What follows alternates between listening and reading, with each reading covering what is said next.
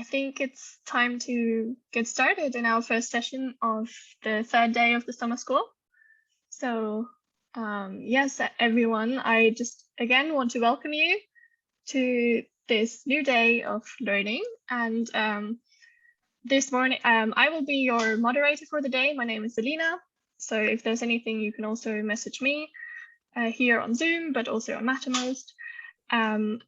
But the first class of the day will be taught by Rasmus, who you already know from yesterday, but I will still give a really quick introduction, just so you know what he does outside of being a moderator for the summer school. Rasmus actually graduated as an Indo-Europeanist from the University of Copenhagen in 2017, and is now a PhD student at the Department of Archaeology, where he uses comparative linguistics to analyze the spread of ideas and material culture in prehistory, and particularly by examining loanwords with reference to auxiliary data such as archaeology and genetics. So he really works in the triangle of all these different fields. And his PhD project, entitled Crops, Fruits and Words, researches this phenomenon in Central Asia, particularly looking at Iranian, Turkic, Burshasky, and Tocharian languages. And yeah, today he's talking to us about loanwords and narrative historical linguistics. So yeah, floor to you, Rasmus. Go ahead. Thanks a lot, Selina. And I'm glad to see so many here. This is obviously something that's very close to my heart. So I'm very excited to be teaching this class. I hope the excitement doesn't run away with the cohesion, but please post question in the chat as we go along. And I will also be available in Mattermost afterwards. So to get started, I promise you that you're in for a ride. So again, the cohesion, let's see. And it is very much kind of a Frankenstein presentation where we grab a couple of slides from other presentations because there's just so much exciting stuff right at the intersection between the three different fields that are represented here at the summer school, which is also one of the reasons why I decided to be one of the primary motors driving this summer school, because I'm just so excited about these new prospects. So what we're going to do today is that we'll travel the globe, but it's mainly Eurasia because that's my specialty. We will trade a lot. We'll be trading tea. I hope some of you are drinking tea this morning, today, or tonight. A little bit of ivory, some silk. We will count just a little bit. It's actually just the number 7, but that's one of my favorite things in the world. And we will try to make a name for ourselves. And all of this will become evident as we go along. So a more formal structure of this is that we will be talking about loanwords and how they're relevant to the study of human history more broadly. What is a loanword? That's good to know. How do we actually detect them? And we'll also talk about other linguistic contact phenomena, which we also touched upon in earlier lessons with the summer school. Then I'll introduce the concept of narrative historical linguistics, how we can connect the dots or the scattered pieces that we do have by posing hypotheses and putting the loanwords to good use in prehistory, and then look at the perspectives where we actually test these hypotheses. So that's the plan. Let's see how far we get. A quick background, which Selina already did most of.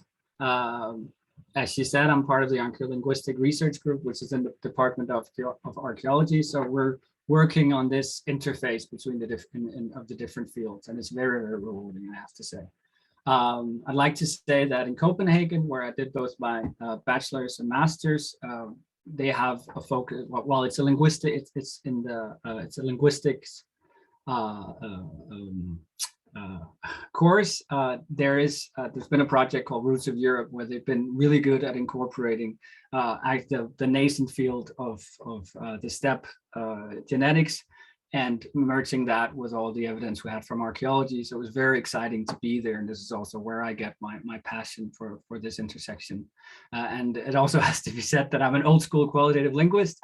So there's not going to be any numbers apart from the one numeral that I already warned you about. So why loanwords? So when we reconstruct language families, we often go into prehistory, or that's pretty much the definition of it, because when you have documented languages, we can compare them, and if they have regular sound developments in common, we can reconstruct them back to a proto stage, and that's obviously earlier than the earliest attestations. So that's part of the definition when we do a proto language. What's awesome about loanwords is that they provide evidence of contact, because you can't borrow a word from somebody without having been in contact with them in one way or another. And that in turn help us infer dating from one language family to the other. So if we know the chronology from the language that donated the word, well, then we will also know roughly, we can use that to calibrate the language family that borrowed the word. So that's pretty exciting too. And words attest to phenomena both visible, so livestock, agriculture, implements, and also stuff hidden to archaeology and genes, so like numerals and social structure. And regarding contact phenomena, they can also be more spurious, because you don't need to make a child to borrow a word. So it doesn't have to show up in the genetic record, but you may be able to see it in linguistic record. So what is a loanword? Just in terms of definition, I primarily use the word loanword. It's also called a borrowing, but a more technically apt term would probably be copying, because we don't take the word out of the source language. We rather copy it into our own. So a donor source language provides a word to a recipient language. And the great thing about loanwords is that they carry a meaning that tells us something about the exchange. I'll tell you a little bit about other types of exchange later, but the focus here is primarily loanwords. So if we take the example of the daffodil, the dandelion, I always mix those up. So that's a very common word in English. Most speakers know it, most children know it. So instead of digging in the ground, we can look at that word and compare it to all the other resources we have on languages, both present and historically. And we learned that there's been some sort of cultural influence from French on English just by looking at dandelion. And more than that, we can see that in the French word, there's a perceived relation to lion tooth when we look at this particular flower. So just that word right there, it gives us some perspectives. And obviously there are dictionaries full of words that all carry some sort of history. So they're very exciting to look into. So a quick note on terminology as well. I'll be using the word comparanda a lot. That's when we're comparing two words. We haven't decided how they relate, but we'd like to compare them for one reason or another. Then we'll talk about items, because sometimes we don't have the word. Sometimes we're just really interested, and that's perhaps particularly is relevant for the archaeologist, is that, well, maybe you're studying a crop, an animal, an implement of interest, and then you can go to your linguist and say, I have this item that's really interesting. Do you have words for it? And then we can start looking into that. And then just some notational practices. I used the little tilde, the little wave, to say it can be compared to. So that's for a comparandum. I use that pretty much everywhere. And then the important distinction is between the greater and greater than and smaller than signs, which are used like pretty much as arrows within comparative and historical linguistics. So anything like what is pointing towards is what develops from an earlier stage, and obviously the other way around. So that's the two middle signs here. So that's important to distinguish from the arrow in the bottom, because that tells about other phenomena going on. So that's distinction, and it's really important. And here, if there's an arrow, then it was borrowed into. So whatever's in front of it is the source language and the source word, and whatever is to behind it, to the right of it, is the target language, the target word. So loanwords are very common.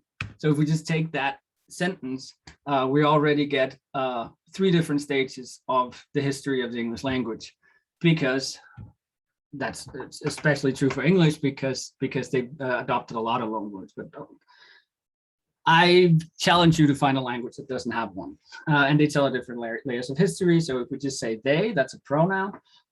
So usually we'd say that it's very rare that we borrow pronouns, but keep in mind, anything can be borrowed. So we can't predict these things.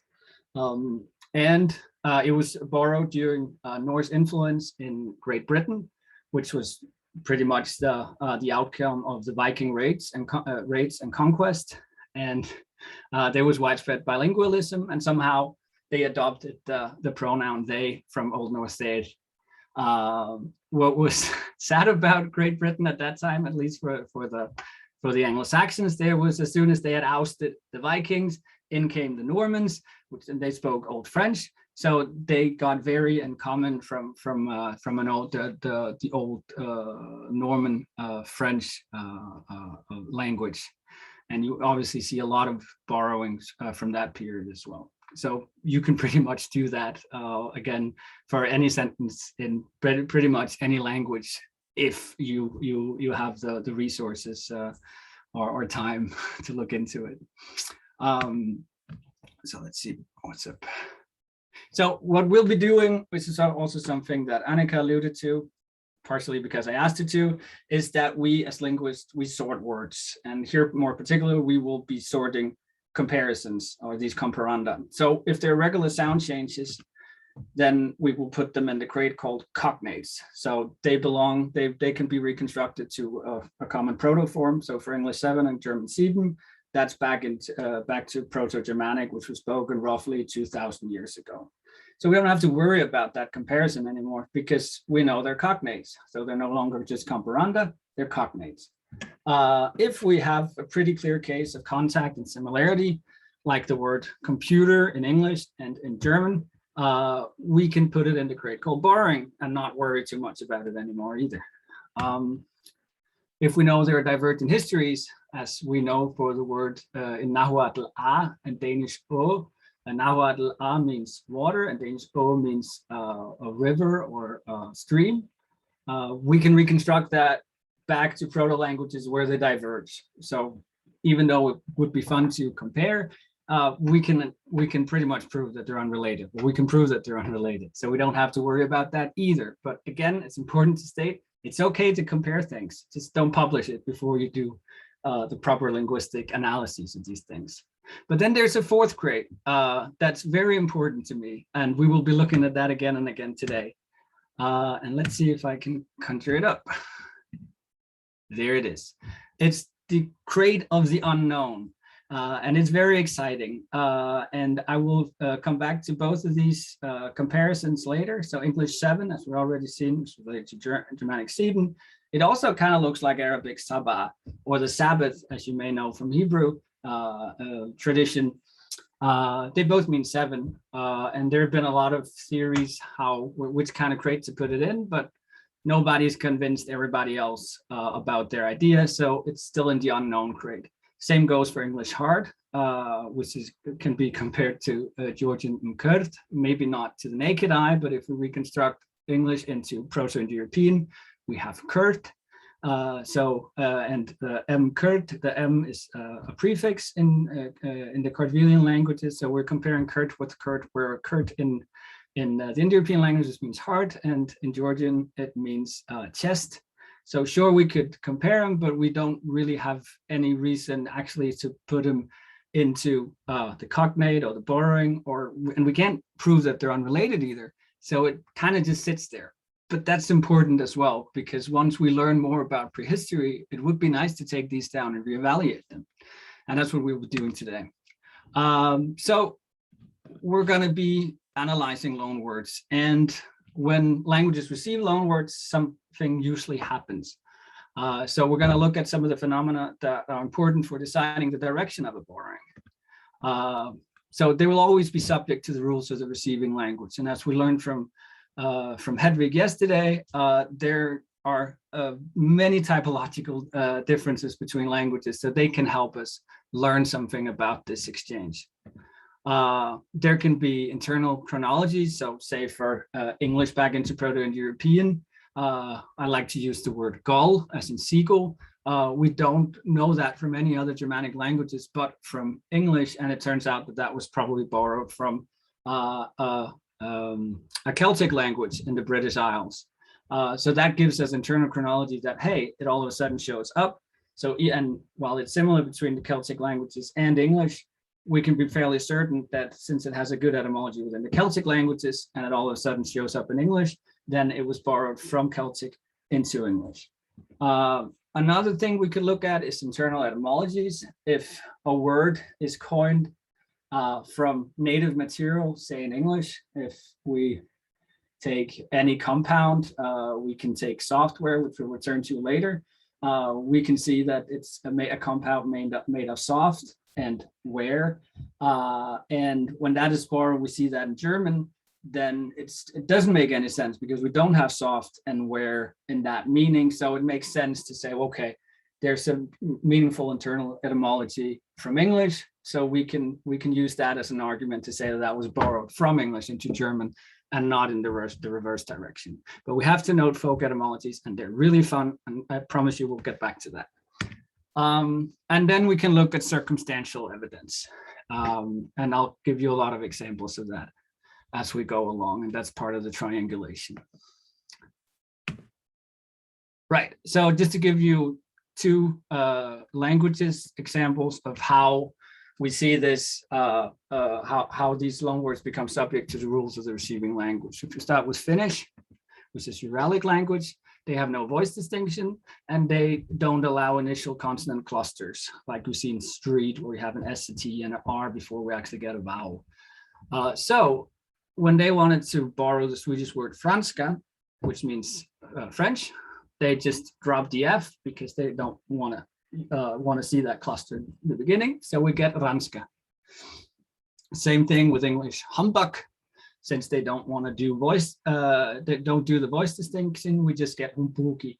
And similarly, in the native Mexican language, Sayula Pubuluca, they have no liquids, that is R or L.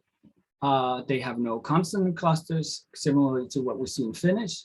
So when they decided they wanted to use Spanish plates, Spanish word plato, it turns into punatu. So not always readily recognizable, but certainly a borrowing. And because we know all of these things about Sayula Pubuluca and Spanish, and also about the contact situations historically, we can be fairly certain that that's a loanword.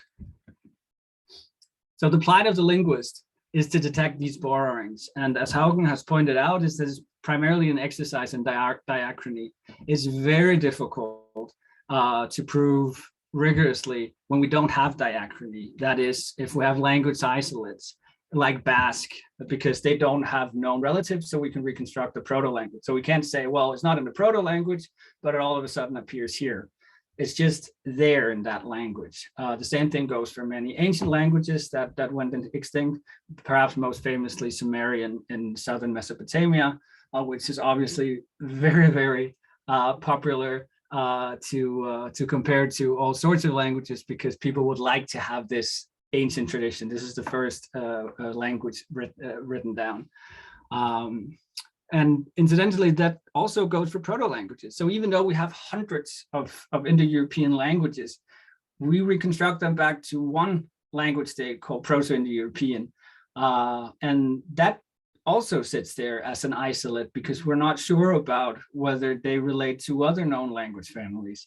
So roughly 5,000 or 6,000 years ago, we have a language isolate that happened to become several hundred different languages. And the reason why we can say something about this very early proto-language is because we have all of those descendants, but the proto-language itself is essentially an isolate.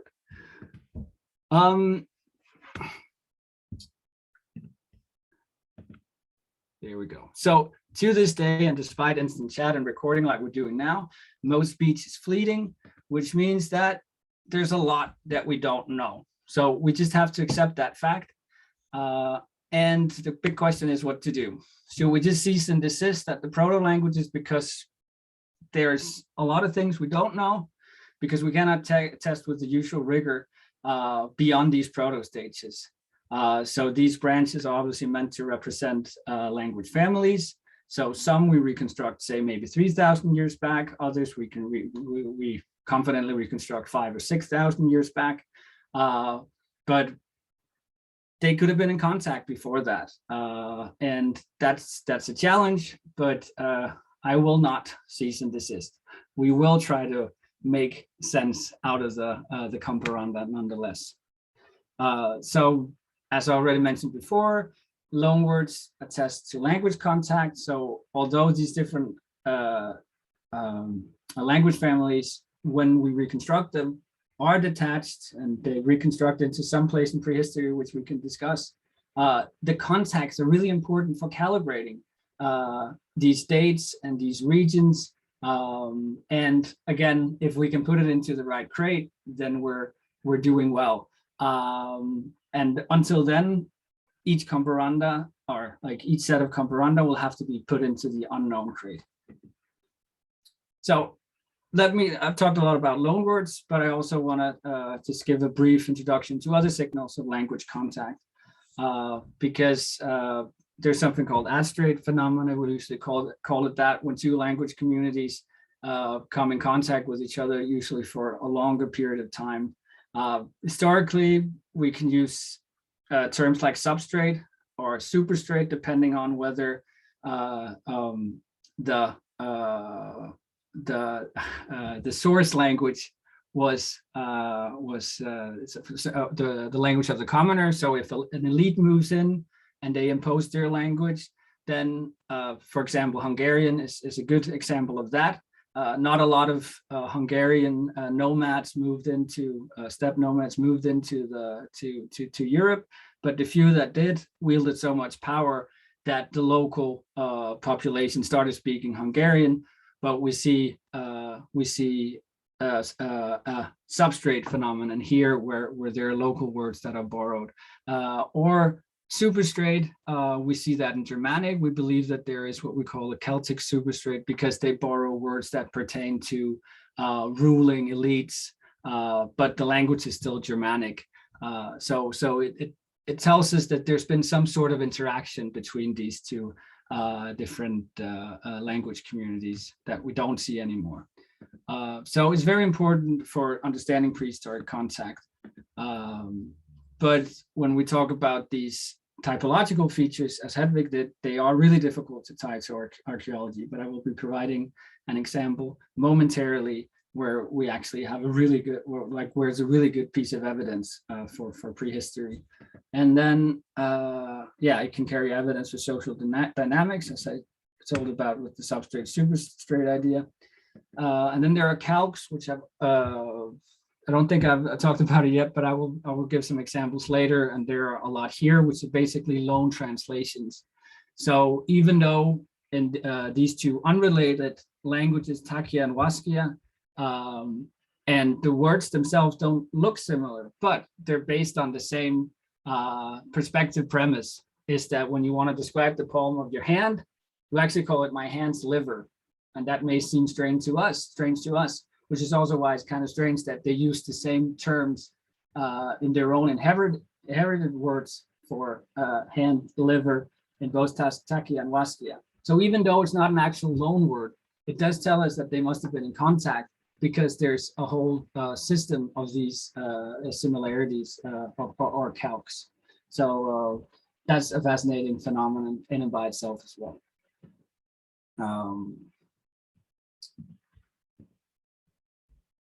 Okay, so I will take the opportunity now to give an example where typology is really diagnostic and historical linguistics. I didn't get the opportunity yesterday during Hedvig's talk because of all your pesky questions. So obviously I'm glad that you asked those questions directly to Hedvig.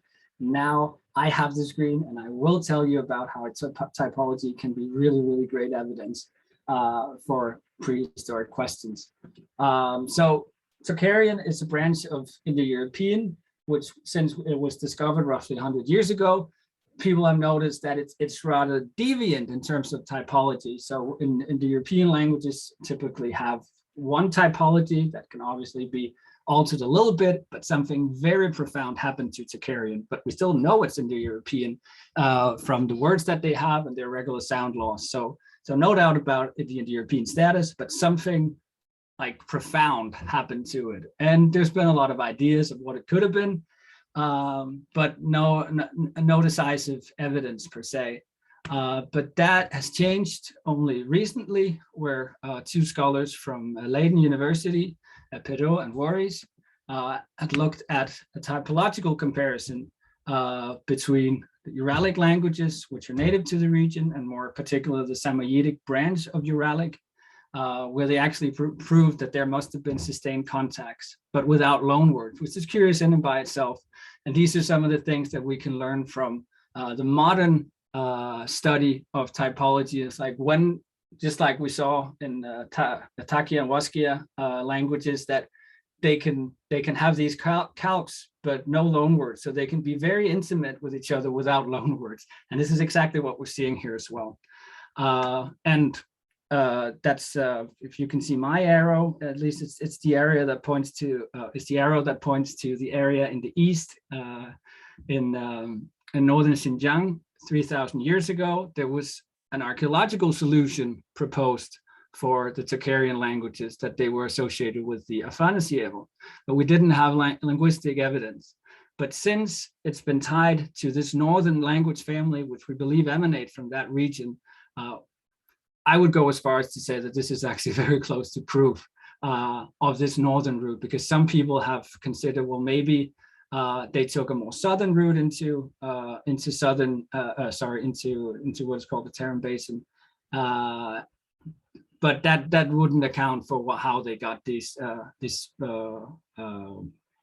ad-spread phenomenon from a decisively more northern language family.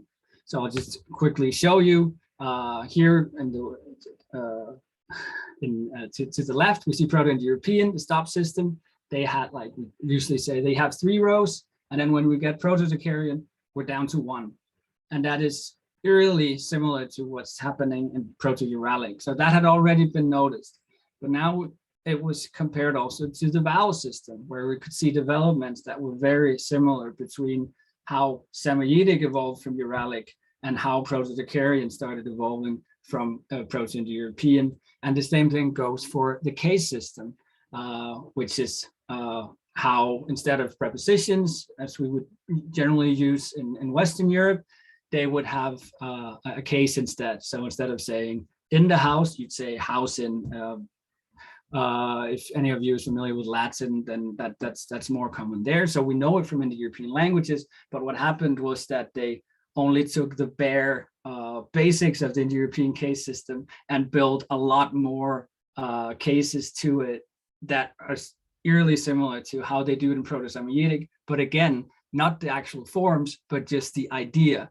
So this is a typological comparison that tells us about sustained contacts without loanwords.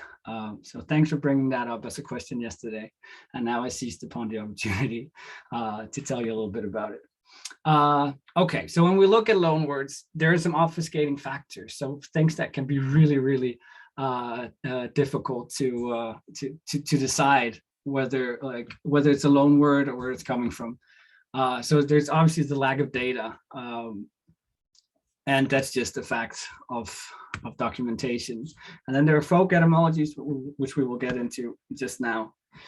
Then dialectal borrowings, which are just really difficult to work with, because and I'm sure that that's a widespread phenomenon actually, because when languages diverge, they diverge from a common language and then they go their separate ways. But they, as they start developing different dialects, they can still be in sustained contacts, and they probably are for a lot of different reasons. And words can be borrowed there, but they don't have a lot of diagnostic features. Maybe there's just one sound development, and we're not sure about when that sound development happens. So it can be really frustrating in terms of deciding the genealogy of the language as well. So so they're difficult to work with. So usually we just look at more clear cases as the further we go back into prehistory. But these are all reasons to keep an open mind, not to just carelessly throw comparisons into like cognate or borrowing or unrelated boxes, but to like just treasure this unknown box, because there are a lot of things that can obfuscate our view of the past.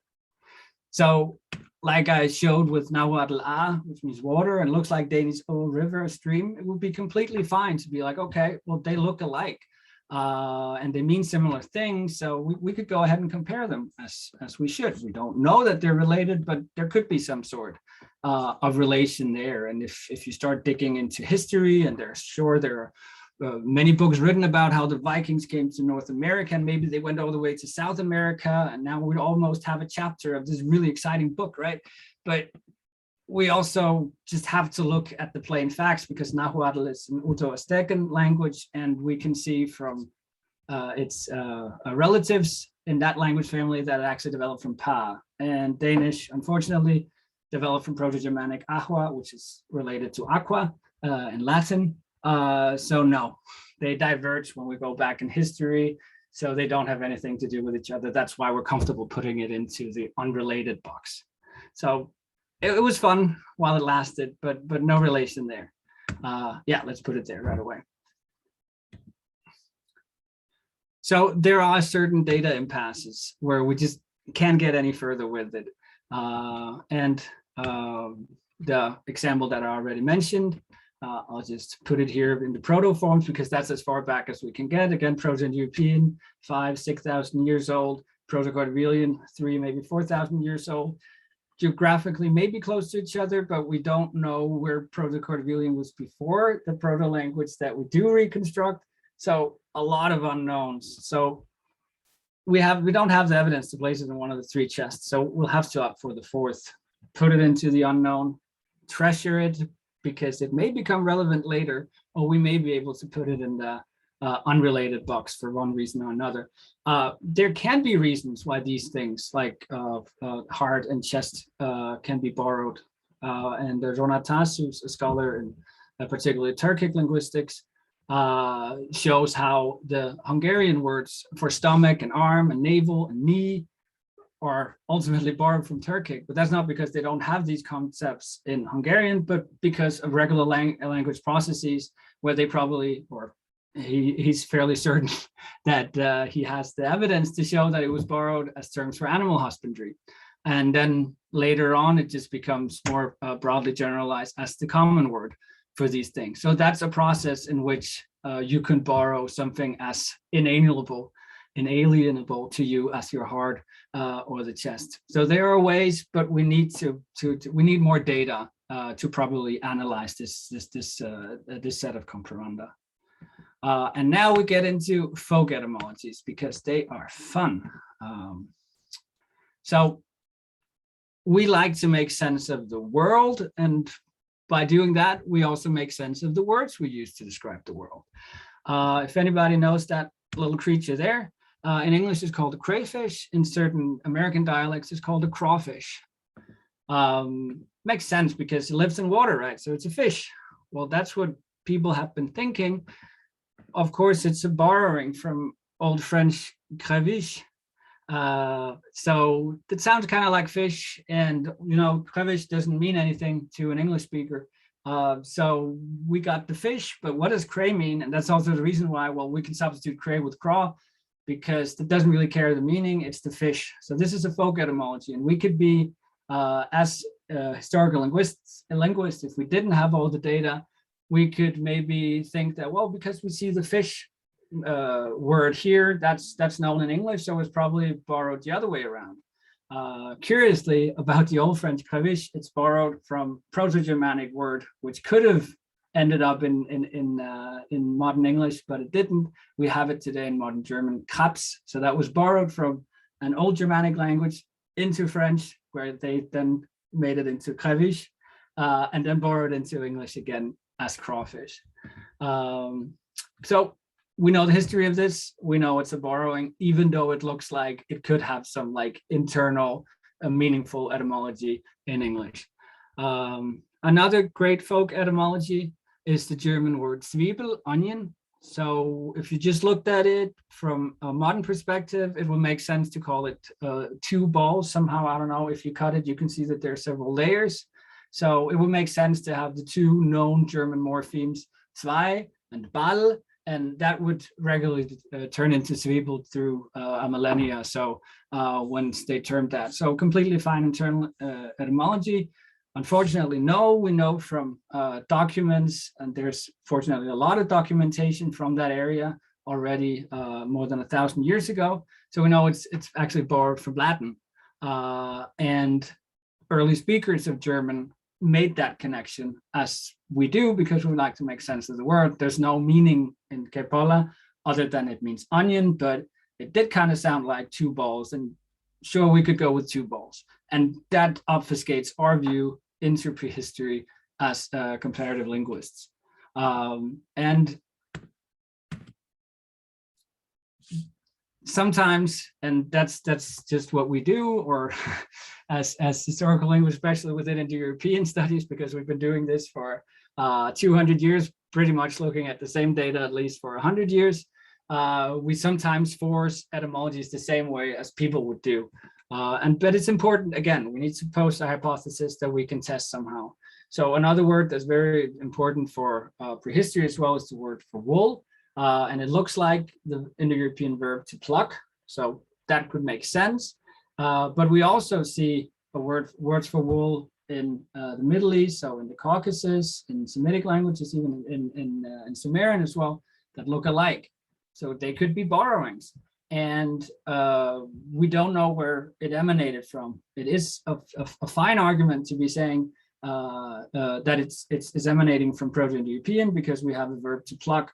But the fact of the matter is that it might as well just have been Proto-Indo-Europeans already just borrowing a word and then associating with their native word to pluck. So this, again, a reason to keep an open mind about these things and put them into the unknown until we have the proper evidence to actually put them in one of the more decisive crates.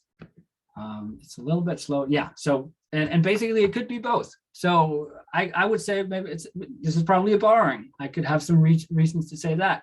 And then the another linguist would say, well, this is an internal etymology, and he would be absolutely true about that as well, because in Proto-Indo-European, it would have the morphemes that would show us that it's an internal word that it's been nativized, so to speak. So when all else fails, can we just call things loanwords? No, we can't. And traditionally, we have literature, you would call it chance. But as I've argued, you also need evidence to call something chance. So I would like to make use of the undecided box. Yeah, as I said, there has been at least a tendency to choose chance over unknown. I hope we can change that. Yeah, evidence needs to prove chance. If you like chance resemblances, go to Linguistic Coincidences and Surprises. It's a group on Facebook. This one I just picked out. Finnish, Pohjoinen means north, and in Shanghainese, Poh means north, sounds alike. Maybe they're related. Well, this user was kind enough to provide the etymologies. I haven't checked these, but I'm a naive person at heart, so why not? They have distinct histories, and so this sometimes people just show two words that look alike in languages they assume are unrelated, and occasionally I find words that I believe are related somehow that people would like to put into Linguistic Coincidences and Surprises, but maybe that's just a surprise in prehistory for us, where we still need to do a little bit of digging. So we can easily get fooled by similarities. Let me see, it's a little bit slow to react here.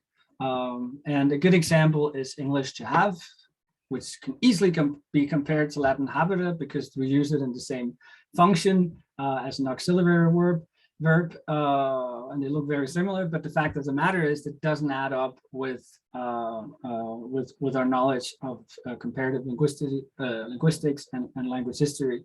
So English have the initial H has to go back to a K sound because of what we know is the Germanic sound shift.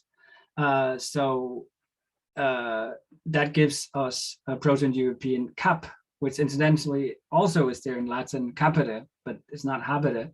And just in the reverse, Latin habere cannot come from a K, but it comes from a Proto-Indo-European root gap, which incidentally also is in English, but in the meaning to give. So we see these verbs, they change meaning, but we need to have an eye out for all of these things. And when we don't have the data, it can become really, really difficult. Obviously, Western Europe and the Middle East and also China. So some of these areas and Iran and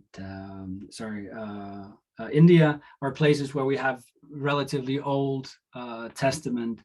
So we can go a bit further back, but it all comes down to, can we prove that languages are related? Do we have regular sound changes? And then we can start testing these things. And here we know that they're unrelated, even though they look alike and have similar meaning. So loanwords, it's a phenomenon that's happening now. I already mentioned computer. It's also the same in Danish, my native language. But looks can also deceive. So like we talked about with these calcs, is that in my wife's native language, Faroese, spoken in the North Atlantic, we have telda, which means computer, but literally it's the counter, which is a long translation of the English word to compute. So it does tell us that it's part of the same phenomenon, but it's not a loan word per se. But we can put English computer as borrowed into German computer and in Russian and elsewhere. But it doesn't stop here, because with the computer you also get software. And I already mentioned this word, so it's the same in English and Danish and in German. And we know that this is an English word for several reasons. And but it's nice to start here where we have the full context, because the further we move back, more and more pieces are going to be falling away. So it's important to understand these phenomena. And then we get a calc, which is interesting because the mouse in Danish, it's mus, and in German it's also mouse. So we use it as the old word, and all these words are related, and they obviously mean the animal, but it also means the little cursor controller thing that we're pretty much stopped using now with the laptop. So let's see how long it's still there. But this is part of the same phenomena. So now we have three different words that are spread in the same languages, vast area, pretty much the entire world, either as calcs or as direct loan words. And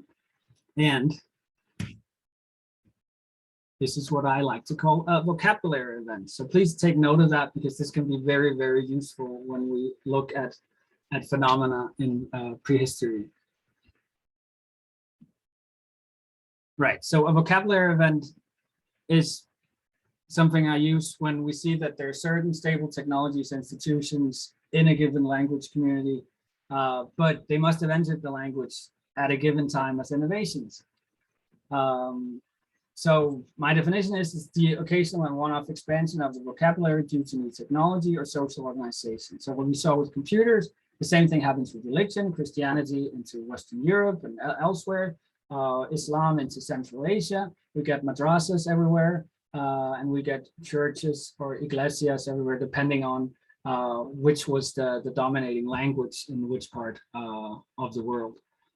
So other prehistoric possible vocabulary events would be the spread of metallurgy, obviously for the Bronze Age, again for the Iron Age, and certainly many other innovations there. A very important one, which has been discussed excessively for a lot of different language families, is agriculture, and I looked at it myself, and we'll return to that later. And pastoralism. So these are all vocabulary events that usually come with a set of words. So they don't necessarily all survive, but we can try to detect them. What words do they actually use? Do they point to outside influences? Do they point to internal etymologies? But somehow they have to come up with words for that. They could also repurpose old words. So maybe you knew a wild horse species, and now you got it domesticated. Well, then you can just reappropriate that. But these are the meaningful time slots or semantic spheres to look into if we want to use this kind of calibration and look at the interfaces with the auxiliary sciences. So here's a task for you: write in the chat items that are unique or special to the cultural region that you're studying. And think about vocabulary item events. So 3 new items that could have showed up. You please put down the region and also the time range. So if I would be looking at Denmark in the past 200 years, I'd say, well, we're big on bicycles, the cooperative movement, and pork. So just take them down because these are items of interest somehow. You can write it down on a piece of paper, put it in the chat. Once you've done that, you can do a little bit of stretching. I like to take Hedvig's advice on that. So just do a couple of minutes of that, stretching and thinking. And once you're done with that, just put it in the chat. It's primarily a tool for you, but obviously something I'd like to discuss with you in the Q&A or later on GatherTown, or feel free to write me an email with anything you find interesting. And while we're stretching, I can also say that obviously there are periods of time where it's difficult to have linguistic evidence. If we go, as mentioned, we're not comfortable more than 10,000 years back, and 10,000 years is often a stretch, but it's not an exact science like that. But if you're working with something 20,000 years ago, I still want to hear about it, but it's going to be difficult to get to it. But again, let's put it in the unknown. Like, let's put an item of interest, and maybe we can find something later. So once you get around to it, put it in the chat, and I will just quietly go on. We don't have to put it in the chat, but think about these things. So just as we saw, computers are borrowed pretty much everywhere today. This also happened historically, and we have, whereas we have mass media with instant communication, now you don't need to be in direct geographical contact with an English speaker to actually borrow that word. You just need to be a part of that instant culture of dissemination. But historically, you probably, the further we go back, you need more direct contact.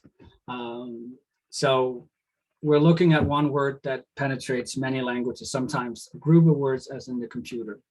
And we're looking at massive spread. So it's important new technologies and items. So sometimes, as with the computer, it's a sequence of borrowings. Usually would say that the origin of the word is unknown, but actually I think that we have a pretty good idea in many cases of what we usually call Wanderwort, which is an example of a dialectal borrowing because it's borrowed from German, which is closely related to English. And in English, we do have to wander, and we do have word. So when I was writing my MA thesis, I wasn't completely sure how to write a plural of this word, if I should go with the German one, or how should I pronounce it. And a Wanderwort in German, or a wander word in English. So difficult stuff. 100 years from now, we'll probably just be completely nativized into English if we use it a lot, which we should. And then we can see that it was originally a dialectal borrowing, and we may assume that it was just a coinage within English. So again, these obfuscating factors. So maybe some of you are drinking tea. I saw that Tihomir was drinking his tea this morning. A wonderful example of how words and loanwords attest to. There you go. Thank you, Selena. Cheers to everybody drinking tea. This is from a Reddit user named Nusakem. It's an incredibly beautiful map that really goes into detail with a lot of this. Obviously, I haven't checked it, but this is a fairly known example of how, and you can use the chat to write the word for tea in your language and see how your language community stacks up in this spread. Yeah, and please write the name of your language behind it. It would be interesting to see. And the big takeaway here is that the original spread, while probably borrowed from a Burmese language into Chinese, there were different Chinese dialects that became different languages that treated the initial sound differently. So in Mandarin, you have cha, but in the Min dialects, you have te. And in the Min dialects, that was the speech community with which the Dutch traded. So they would take the word te and sail all around Africa and Eurasia and introduce te in Northwestern Europe, which is why we have that form there. Sorry for being very Eurocentric. And then for the central Chinese dialects, we have cha, and that would take primarily the land route, but also with Portuguese traders who would trade with another part on the coast where they actually did have the cha variant. And incidentally, we end up talking about chai tea because it was reborrowed later on through Persian and then into Hindi, because that was the particular spiced kind of tea that the British would encounter in India. And then we actually have tea, whereas tea is the common word, and chai can be used both as an adjective saying a particular kind of tea, but also a noun in and by itself.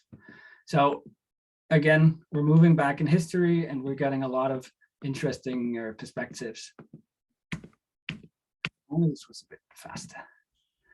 Right, and the same thing goes for silk. We're a bit earlier in time now because the sea route was not found yet, but we have the eponymous Silk Road, and language comparative linguistic tells us something about the route which the silk trade took, because it did the Silk Road diverged in a Central Asian desert somewhere, probably north and south of the Caspian Sea, and we can see that because of, okay, so the basic word is Old Chinese sir. We get Mongolic still in the eastern regions, sirgek, and we see pretty much a continuation of that in one form or another in Greek serikon, which becomes Latin sericum. So that was probably mediated south of the Caspian Sea through Persian, but in some Iranian dialects, they're a bit iffy on the liquid. So an R could become an L, and we reconstruct Sarmatian, which is one of the descendants of the Scythian languages, as silica, and that is probably the source of Old Russian selko and the English word silk. So probably trade via the Russian rivers, Eastern European rivers. So we can see that this was mediated through Iranian dialects. Again, very complex arguments go into this. If you're interested in it, let me know and I'll provide you with some of the references. Good. So a quick note on methodology. As we've seen here, as we move further back into history, there's a lot of data that's missing. So here are three just thought of loan words or wonder words. The green one is just a loan word from one language to another. The other two are more wonder word phenomena.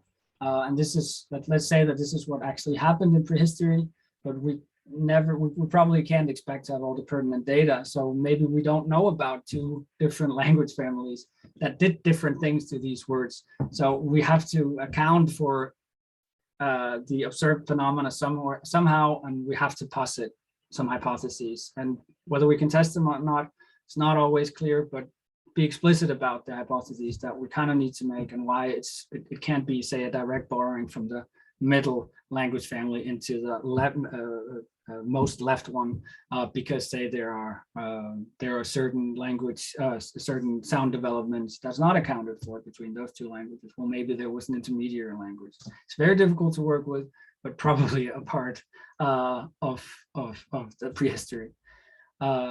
So opposite of the wonder, here we have it again, we're at it again, wonder word phenomena are sustained contacts. So wonder word phenomena is like one word into a lot of different languages, but you can also have many words in a couple of languages, which would suggest that they've been in sustained contact. So that is pretty much the crux of the Altaic or transliteration problem, where you have 5 different language families: Turkic, Mongolic, Tungusic, Koreanic, and Japonic, where they share a lot of features and a lot of words that look similar, but we don't know whether they are related. So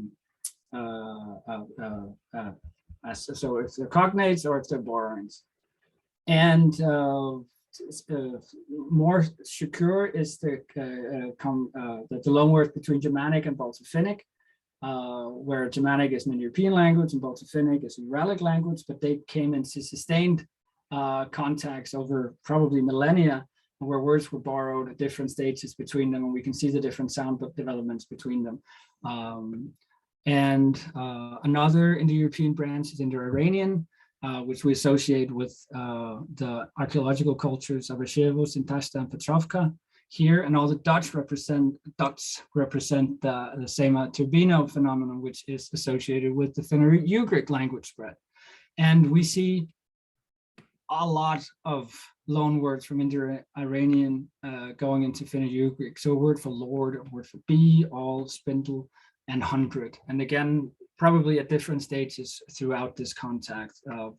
This is not millennia, I think. This is probably a couple of centuries where they were in contacts and could help each other in various ways. I have to click so many times. All right, so let's move into narrative historical linguistics and testing some hypotheses in prehistory. This is a term that I happily adopted from Ross from a paper just this year. So over the summer, I was looking into this. I just used the emblem for NHL because that's the short form for narrative historical linguistics, nothing to do with the North American Hockey League, but it's still a cool logo. So the point is that when we do historical linguistics, we need to make a coherent history for a language family. Again, knowing that we're missing certain data, but from the data points that we do have, we need to be explicit about how they came about so we can test these things and moderate it should new data arise. So obviously this is not confined to loanword studies, but it's a strong device for posting these hypotheses, and loanwords, again, can be very diagnostic in these. So two basic approaches that I just came up with is that we can have macro hypotheses, so new correlations. So a thing that I've looked into before and I'm still very interested in is whether Proto-Indo-European and Proto-Uralic could be related somehow in the past. So we can posit that as a narrative, try to see what dots actually point in that direction, and then we can try to test these things. So what would have had to happen for these two languages to appear in the way that they are today? Or we can look at old correlations, so like go into the box of unknowns and try to get new aspects with these hypotheses. So just like every word tells a story, we have to tell a story for each language family, and just listing here a couple of different ones. So Ross in the article I just mentioned, he talks about Austronesian, which we also obviously there's a great research tradition here at our institute. Everett has done a brilliant article on Nilo-Saharan. Nichols recently on Uralic as well. Darden is relatively old one on Indo-European, and we will discuss that at length, hopefully not ad nauseum, on Thursday next week, which is an interesting question for multiple different reasons. Right, and then Sagardal is on Sino-Tibetan. And what's important again is that be explicit about the hypotheses so we can test it, and so then we can try to revise them.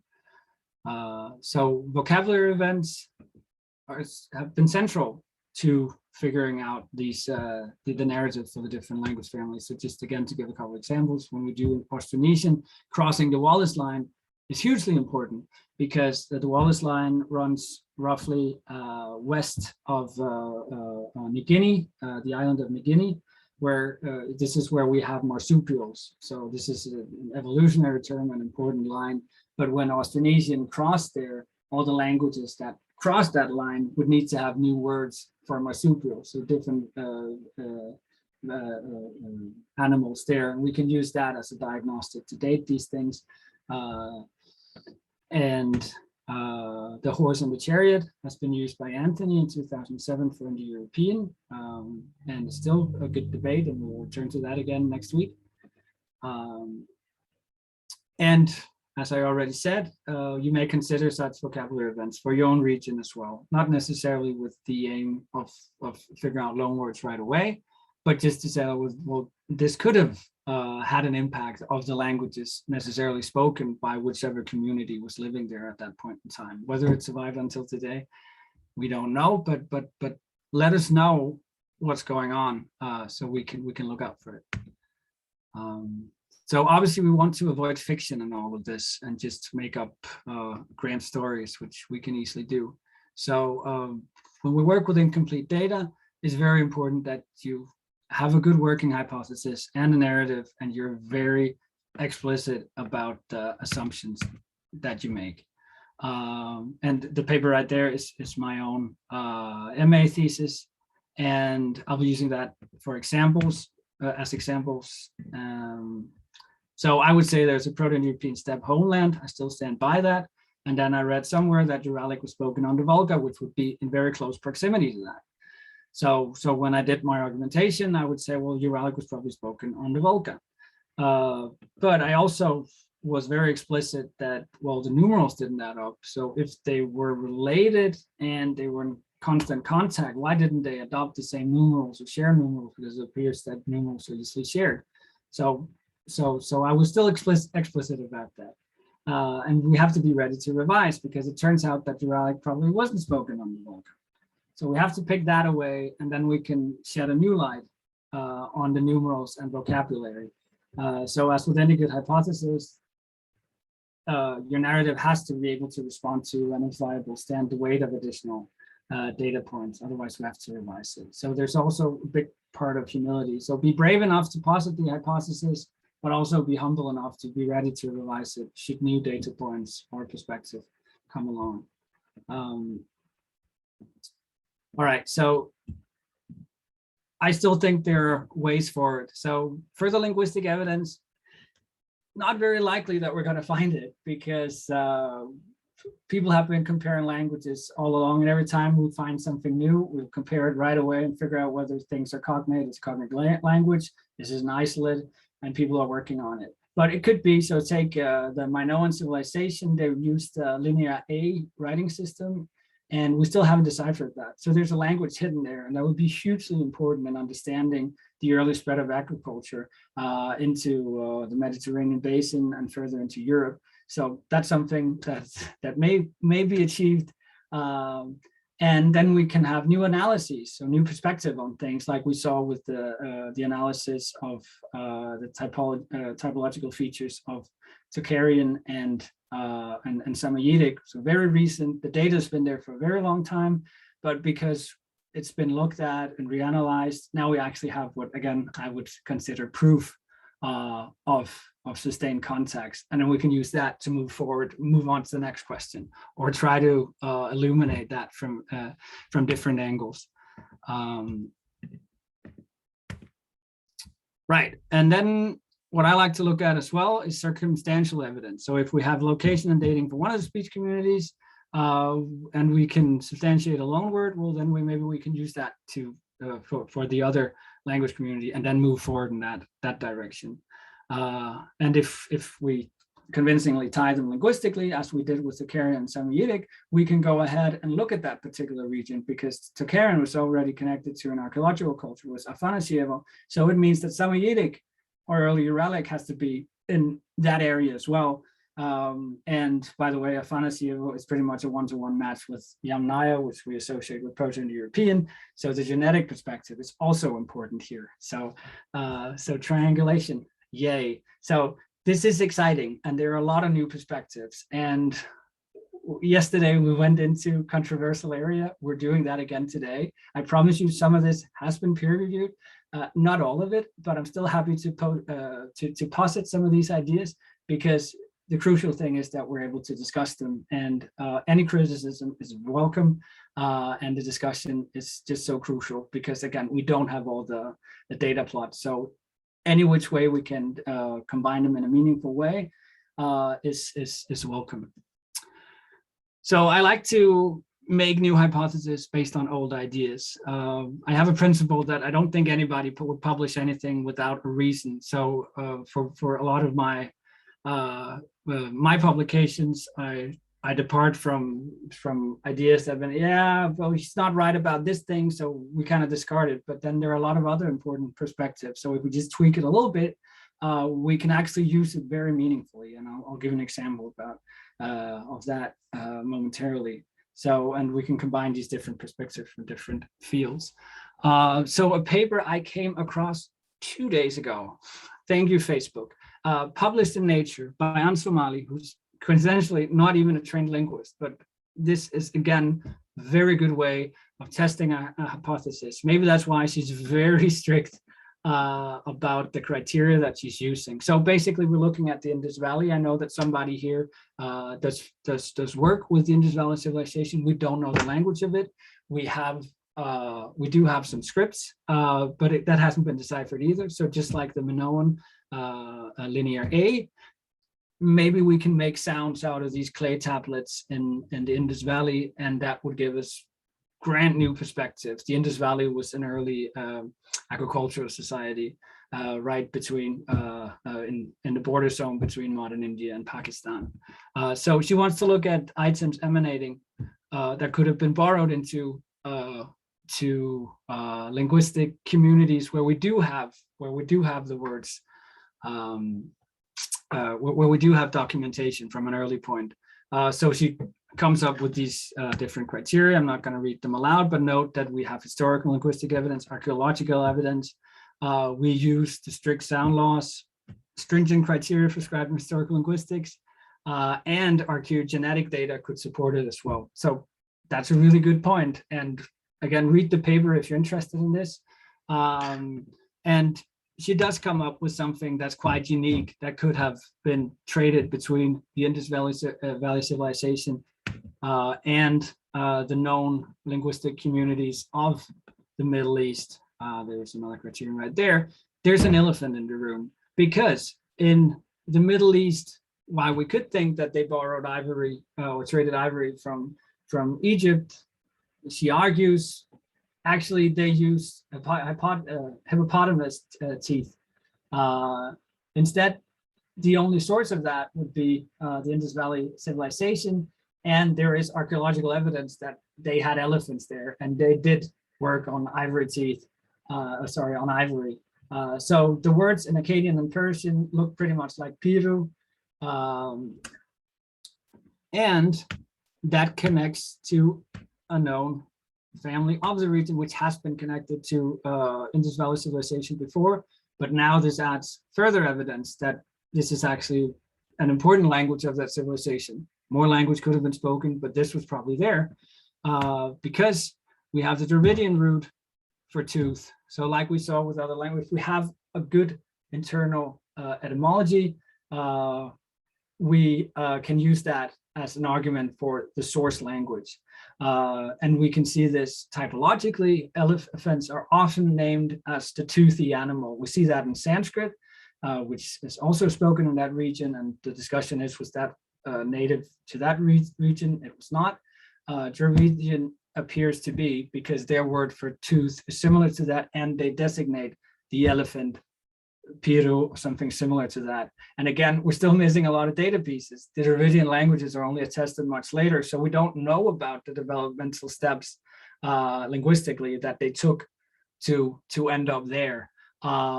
But because she goes through all these different criteria, so it makes sense that it would come from there. And we actually can get, we actually have languages that use that word in that region, and it's already been proposed that that was spoken there. So we actually have a pretty good hypothesis that we can work on further and try to test in different ways.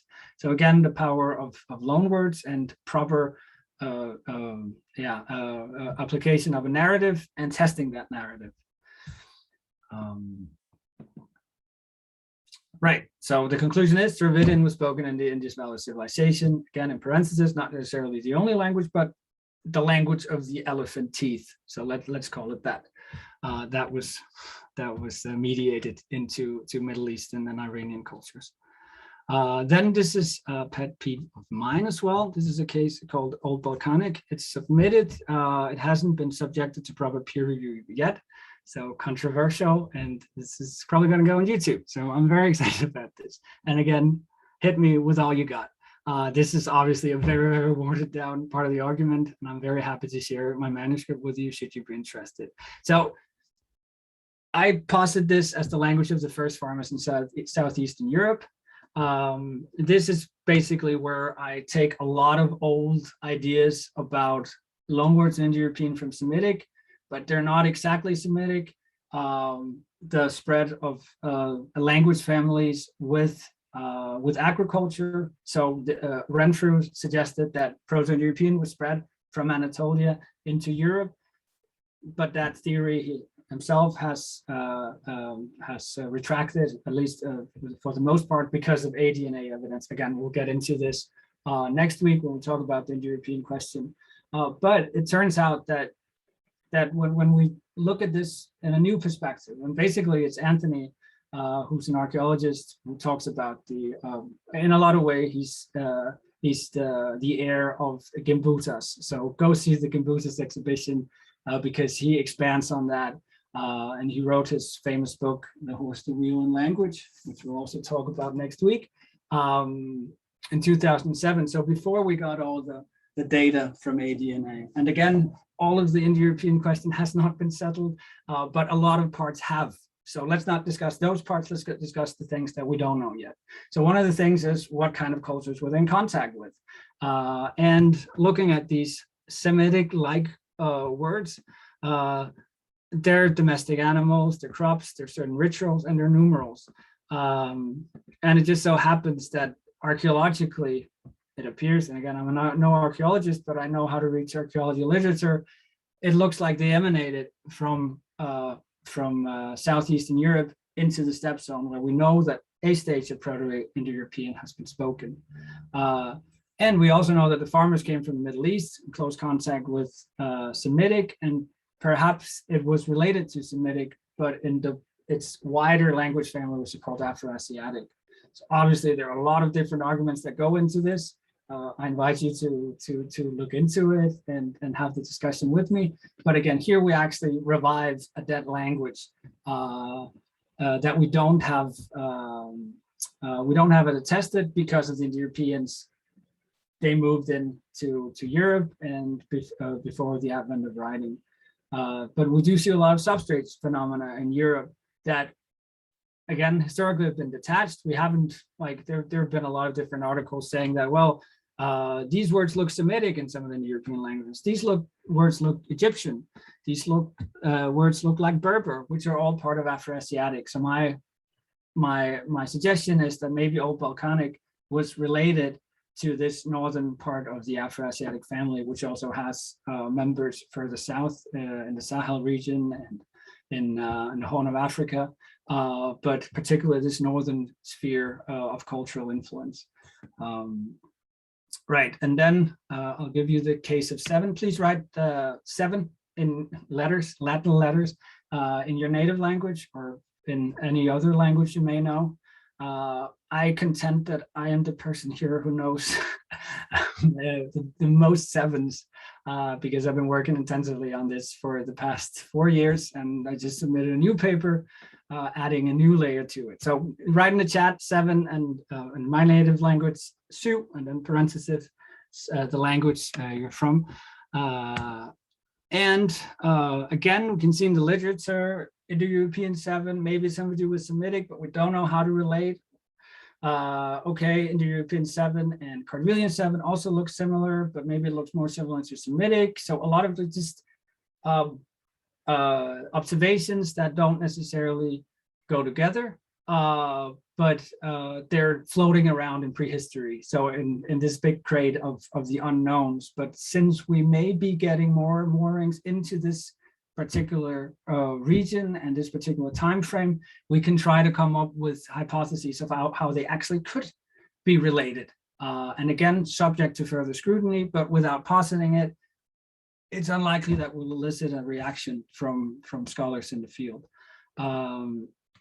Elsewhere, the idea of a numeral spread, still not very concrete, was mentioned, was that when we reconstruct proto-languages, we can kind of see the contours of how the decimal system, that is the numerals from 1 to 10, have been made or formalized. So again, there's a lot of different arguments that go into this, but basically you can go to certain less complex linguistic communities and see that they don't really have numerals above 3 or even 2. Doesn't mean that they can't quantify things, but they just don't do it regularly enough to have a concrete numeral for it. So there's this kind of numeralization process that's been hinted to. And I try to tie that into particularly the numeral 7 and other archaeological and also genetic spreads that we see. Thank you so much for all the different numerals. And I see Japanese, which is not a part of the spread that I will subject you to now. So big question, are the observations part of a common phenomenon, or are they merely due to chance? And have we any opportunity to look at that? So Japanese, as you saw now, it should also be a black language where they look significantly different. You can look at the proto-forms, like the earliest forms that we have. Usually we put an asterisk in front of it to say that this is reconstructed. You can see for Basque and Etruscan, their language isolates, so that's just the form that we have. So similar form and function. And the Western Eurasian part of this has been peer reviewed, and I just submitted a new paper once we get to Tocharian. So this is basically the idea. We're pretty sure about the yellow arrows as loanwords and the red ones as cognates from Indo-European. And the big question is Old Chinese. There are a lot of things that go into this, but they still have similar form and function. We don't know, it requires more context for it, but I'm pretty sure about everything up until then. Should Old Chinese be related, then Thai is also related because we know, or scholars of that region, linguists of that region will tell us that that is borrowed not that long ago. So a pretty amazing spread for numeral 7 that we can connect. And I really want to make like a tour poster of this. Again, the dates are preliminary, but we can work together to figure out when these contacts could have happened. Now in a language near you. And again, we can return to, if this would work, nabbit, the English 7 and Arabic Saba, obviously not borrowed directly from Arabic to English, but all the way back and to Proto-European and Proto-Semitic, and probably not directly either, but somehow a sort of borrowing was happening at an early stage. So we can move that from the unknown crate and into ultimately some sort of borrowing. Okay, I need to speed this up, and you just stop me when the time is up in 1 minute. Okay, social structures also has been asked to. So we saw a lot was borrowed from Indo-Iranian and Fenno-Ugric, says something about social dynamics, similar Proto-Germanic kuningas, borrowed into Finnish kuningas. I'm just going to say the Finnish refrigerator. Ask me about that later. This is part of my most recent submission. Again, it hasn't been peer-reviewed yet. We've been struggling with why do we have Proto-Uralic nime, which looks like name in Indo-European languages. Now I'm proposing a context thanks to the association of Afanasiev with early Tocharian, because we also see a second part of a compound that's prevalent in Proto-Indo-European also showing up in Proto-Turkic, where we have the second part, the Q, which was probably from Clio. So again, a lot of different observations. So coping with comparanda, I'll give you that later. I'm just saying at first it may look really, really strange, but there can be more to it. Please think about loanwords in your research. Contact your local historical linguist. And since we live in pandemic age and everybody's online, I could be a local starting point at least. Thank you so much for your attention. And there's still a little bit of time for questions and answers. Yes, thanks for wrapping up, Rasmus.